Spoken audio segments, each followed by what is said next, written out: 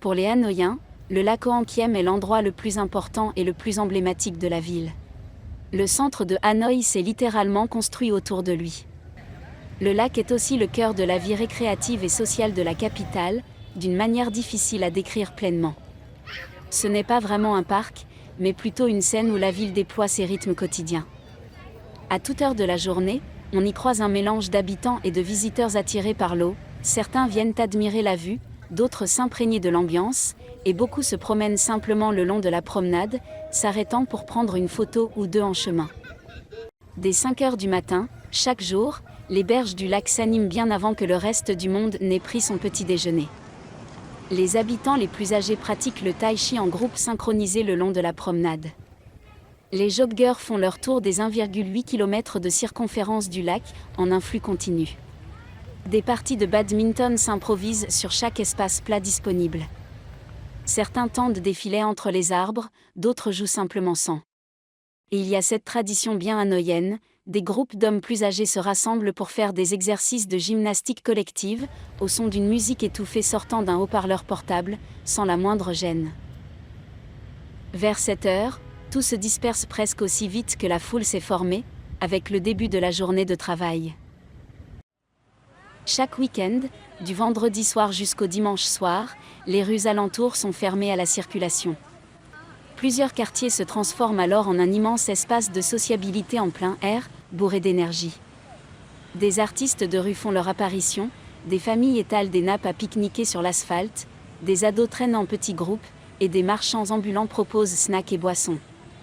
Le lac se mue ainsi en une immense fête à ciel ouvert, 3 soirs par semaine, et le contraste avec le chaos de la circulation en semaine est frappant.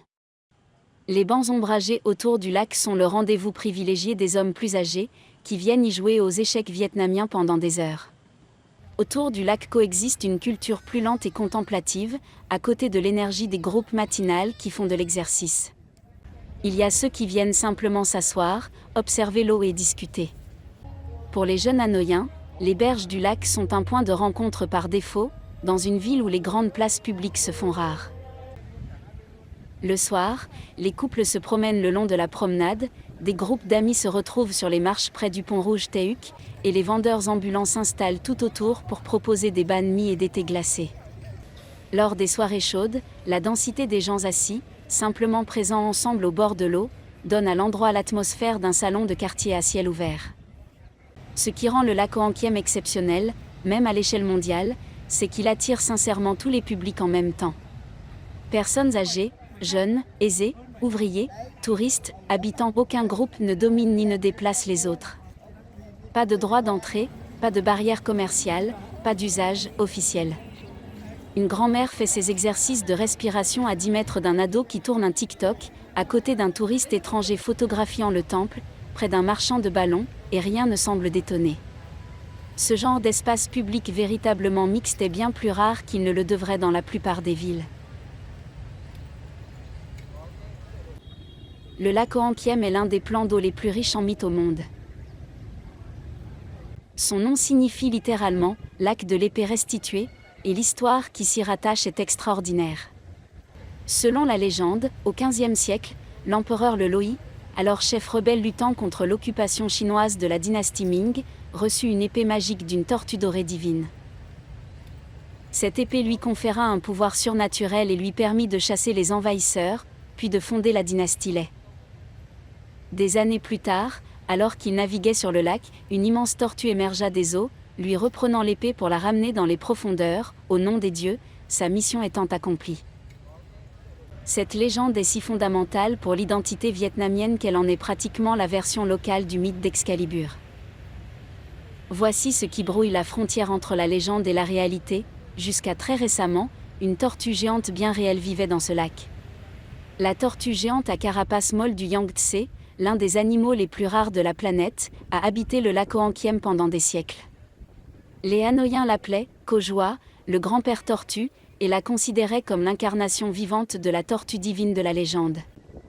Le dernier individu connu dans le lac est mort en janvier 2016, un événement vécu comme un deuil national au Vietnam. Les scientifiques estiment qu'elle pouvait avoir plus de 100 ans. Aujourd'hui, on pense qu'il ne reste plus que quelques spécimens de cette espèce dans le monde entier. Le petit temple situé au milieu du lac est le monument le plus admiré et photographié de Hanoï. Maintenant que tu connais la légende de la tortue, tu as probablement deviné qu'il s'agit du temple de la tortue, ou tour de la tortue.